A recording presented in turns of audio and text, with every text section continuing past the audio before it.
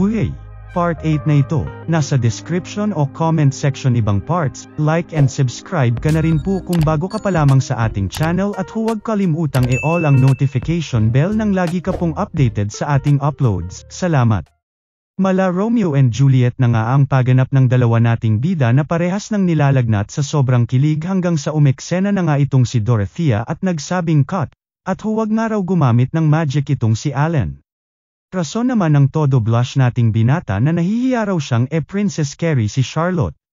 Hype na yan, ano ka kinder ribat na nga nang naiinis na si Dorothea sa ating pab-ibing bida. Ano pa nga ba at sermon tuloy ang natanggap ng mga ito at hirap nga raw Andy ang dalawa. Buwisit na yan ito na nga ba sinasabi ko sa isip-isip na nga ng tila nagsisisi nating bida. Sa Smeriasep naman kayong dalawa di ko na nga sinamahan ng kiss yung eksena nyo hirap na hirap peren kayo ika na nga ni Dorothea na lubos kinagulat ng dalawang bida nating nahihiya. Sundan nyo lang script, may bahay at lupa na kayo, may novel na ako, happy yehe na tayo Diyos ko naman kayo. Moment na nga si Kuya Allen mo at ayaw niya nga raw, tsaka sigurado raw siya na maging si Charlotte ay ayaw din, tsaka imposibleng makipagharutan sa lalaking hindi mo gusto. Di ba lablab Charlotte ika na nga ni Allen. Hanggang sa magulat na nga lang siya nang sabihin ni Charlotte na okay lang naman daw sa kanya basta si Allen ang kasama niya. Kaya ayon, sa gulat ng kinilig na burat ay hinedbat ang walang malay na pader. To the rescue naman ang nag-alalang dalaga at puro dugo na nga ang binata, ngunit tila mas lumala ang tama ng binata sa dalaga, hihihi. Ang Andy nyo comment na nga ni Go Setsu sa dalawa habang itong si Dorothea naman ay tuwang-tuwa at ito raw ang hinahanap niya. Kaya very good nga raw itong dalawa basta sundan lang nila script niya. Bagamat nababahala si Allen sa script ng baliw na elf ay mas pinag-alala nito na mawala sa kanila ang mansion, tsaka mukhang game naman daw itong si Charlotte kaya kalaunan ay pumayag na rin. Ngunit may kondisyon nga raw siya, na walang anumang SPG na content kundi pati si Idol Recap Candy Medad Ame. O siya sige na pagsang-ayon na nga ni Dorothea sa dalawa. Maging sila Go Setsu at Lu ay nakijoin na at tutulong daw sila basta para sa dalaga kaya ayon, sinamantala na nga ito ni Dorothea na nagbigay sa kanila ng panibagong script, na kinapula na naman ni Allen at nabasa sa script na mag-asawa sila. Rekta aktingan na nga sila ngunit agad din namang nakat ng strike to nilang director at ayusin nga raw ni Allen ang pagsasalita niya. Sorry naman si kuya mo at nenervyos daw siya tsaka ano ba naman daw kasi itong outfit. Aba mo kontra ka na naman, mukha ayaw mo ata nung mansion sige pack up na lang. Teka sorry naman eto na nga ika na nga lang ng natarante nating bida. Wala na nga nagawa ang ating bida kundi panindigan ang kanyang aktingan, hanggang sa dito muli na namang kumabog ang tumitibok-tibok na puso ni Allen nang makita ang kanyang asawa na welcome siya sa pag-uwi. Ano problema mahal? Ika na nga ni Charlotte dito, na sinagot naman ni Allen nang wala. Gusto mo na ba kumain? O kaya maligo? O kaya naman ako na lang, na buong pagpapakyut nang ang sinabi ni Charlotte, kaya ano pa nga ba at di na naman kinaya ng Kuya Allen mo. At syempre sermon na naman tuloy ang natanggap ni Allen at nawala na naman nga ito sa karakter niya, habang si Charlotte naman ay nagtataka kung may nagawa raw ba siyang mali kanina at binasa lang naman daw niya ang script. Wala ka mali Charlotte ika na nga ni Allen sa dalaga, ito kasing buwisit na Dorothea na ito kung ano-ano nilalagay sa script mo paisting yan. Hala ako na naman min Ali, art yun, art. Maarte ka lang talaga ribat naman ni Dorothea dito. Habang sa isip-isip naman ni Allen ay kung di lang talaga raw para kay Charlotte ay matagal nang nakatikim sa kanya itong si Dorothea. Nagpatuloy na nga sila sa kanilang aktingan, kung saan lubos na I believe itong si Allen kay Charlotte at napaka-natural nga raw umakting. Namula na naman nga bida natin ang nasa parteng subuan na sila ng pagkain, ngunit nawala na naman sa karakter nang tawagin siya ni Charlotte na Al-Al. Cut na naman nga ang director natin sabay nagreklamo si Allen at kung bakit may Al-Al na daw na tawag sa kanya. Ito kamo talaga ang hina mo na nga sa babae, ang hina pa ng iyong kokote, alangan bagong kasal. Syempre dapat meron kayo tawagan, ano ba yan? Ganun ba yun? Sorry na, pero makakatulong ba talaga ito sa nobela mo? Tanong na nga ni Allen dito. Oo naman si Dorothea ng pang-ising-isi na mas pinag-alala patuloy lalo ng ating bida.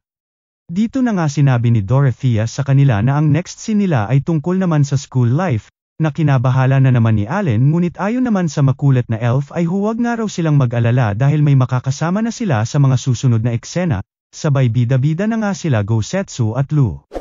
Rekta na nga sila sa aktingan kung saan ang ganap ay nakidnap daw itong si Charlotte na kababata ng ating bida, at ililigtas niya sa kamay ng mga kalaban, sa katauhan nila Gosetsu at Lu na todo nakapamada pa ng buhok. Ibalik niyo si Charlotte linya na nga ni Allen sa eksena, edi subukan mo ribat naman nga ng mga kuno ay kontrabida, na pinagbabanatan na nga siya ng sunod-sunod na atake. Nagka-interes naman ang mga kalaban at tila totoo raw ang mga sabi-sabi na matibay itong si Allen, kaya iminungkahi ng mga ito na sumali na nga lang raw sa kanilang grupo itong bida natin. Agad umayaw naman si Allen kaya ibinola ng mga kalaban ang kaligtasan ni Charlotte, na kinagalit na nga nitong binata at walang ano-ano'y bomb iron ng isang pangmalakasang atake na siya nang nagpatamba sa dalawang tanga. Rekta na nga ang kuya mo sa lablab nito at dito muli na namang nagmoment ang dalawa, na tumatagos na naman sa damdamin ng marupok nating bida na may mga pa-flashback pa. Natarante na nga si Allen at may eksena nga raw silang walang pero di niya alam kung papaano, hanggang sa magulat na nga lang si Charlotte nang iwalang siya ni Allen na winasak ang pader. Ano pa nga ba at nilagnat na naman ang dalawa sa pula ng mga pisngi, at ito ngang si Allen ay di na naman kinakaya at nagpa-party-party na naman daw sa pagtugstugs ang puso niya. Uy Allen, ano ba sa'yo yang dalaga at may mga pag-anito kang ganap? Linya na nga ni Gosetsu sa ating bida. Bagamat na bahala si Allen at di na kinakaya at tila mapapaamin na, ay pinilit pa ring itawid ang kanyang linya at sinabing siya raw ang guardian nito. Agad cut na nga si Dorothea at di raw ito ang script niya, bagkus ay dapat ang sasabihin niya ay dahil sa ang babaeng ito ang nilalaman ng kanyang puso. Rason naman ni Allen na improvise niya raw at mas maganda raw ang linya niya. Habang sa isip-isip ay masyado raw mabait at inosente itong si Charlotte para aminin niya ang kanyang nararamdaman ng acting lamang. Reklamo na nga si Allen at meron pa nga raw silang next scene ayon dito kay Dorothea, at napapagod na raw siya ngunit nang tanungin si Charlotte ay sinabi sa kanyang nag-e-enjoy daw ito, pero kung pagod na nga raw si Allen ay tigil na sila. Syempre papogi points ang kuya mo kaya sinabing tuloy daw sila, sabay nagpasalamat ang dalaga. Abat bigay naman agad ng script itong si Dorothea at baka magbago pa isip ng binata, sa mala Cinderella na istorya kung saan prinsipe raw itong si Allen, habang si Charlotte naman ang manaltratong prinsesa. Rekta sigaw action na nga si Dorothea kaya aktingan na sila agad-agad. Habang ginagampanan ang role bilang kawawang prinsesa ay naalala ni Charlotte ang kanyang nakaraan, noong mga panahon na di niya pa nakikilala si Allen, kung saan ganito rin daw at araw-araw siyang naglilinis ng bahay ng duke. Hoy, and umi pa dito, ayusin mo nga paglilinis mo, banat na nga ni Gosetsu bilang evil stepmother ng ating bidang prinsesa. Siguraduhin mo malinis ang buong mansion bago pa kami makabalik at may imbitasyon kami sa isang piging, dagdag na nga nito sa dalaga.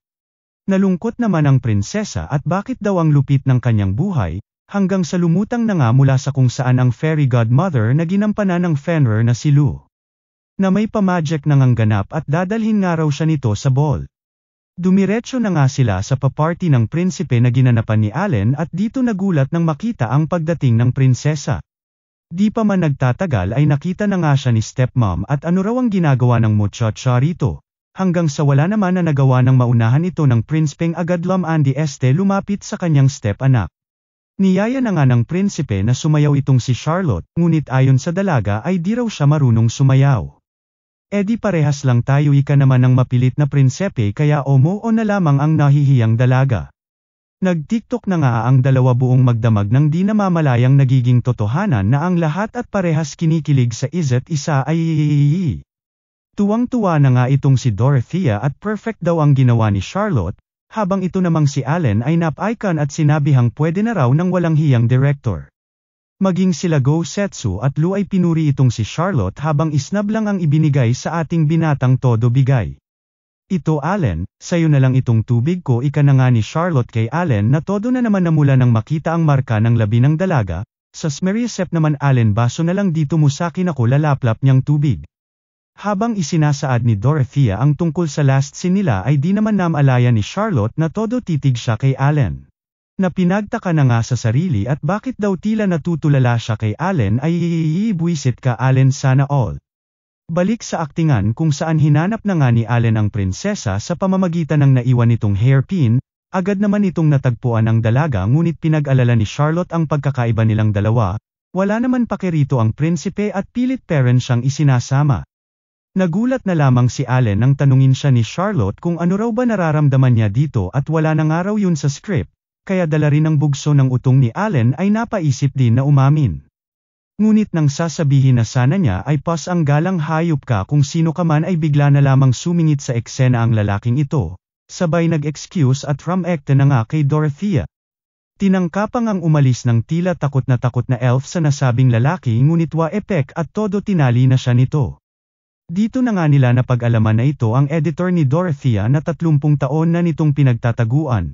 Bilang pakonsuelo ay nagbigay na nga ito kay Allen ng pera pangtapal sa kanyang abala, sabay kinuha na nga ang pasaway na si Dorothea, lumipad na nga ito kasama ang todo nakatali na elf habang naiwan naman sila Allen na nagyayakapan, at nagkahiyaan ng tanungin ni Charlotte ang binata kung ano raw ba sana sasabihin nito sa kanya, hanggang sa lumutang na nga sa eksena si Eruka at nasa panganib daw ang kapatid ni Charlotte.